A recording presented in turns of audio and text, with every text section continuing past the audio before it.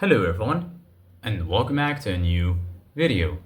In this video, I'm gonna show you guys how you can delete an account on your PlayStation 5.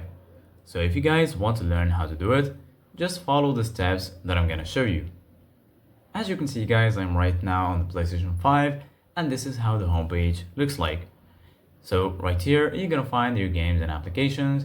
Here, as you can see guys, you're gonna find your game library. So basically guys, right here, you're gonna find the list that includes all of your installed games and applications.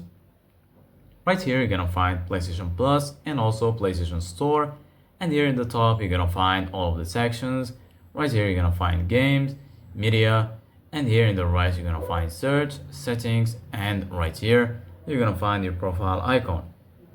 So right now, if you want to delete an account or a user from your PlayStation 5, it's pretty easy. Firstly, go to settings, and then once you're here in settings, you're gonna find accessibility, networks, user and account, family and parents and controls, and so on.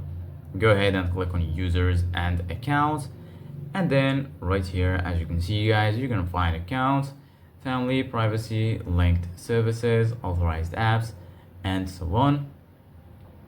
So basically guys, once you're here, just go all the way down and then click on delete users. Once you click on delete user, right here, as you can see guys, you're gonna find the list that includes all of the users that you have. So just go ahead and click on the user you want to delete.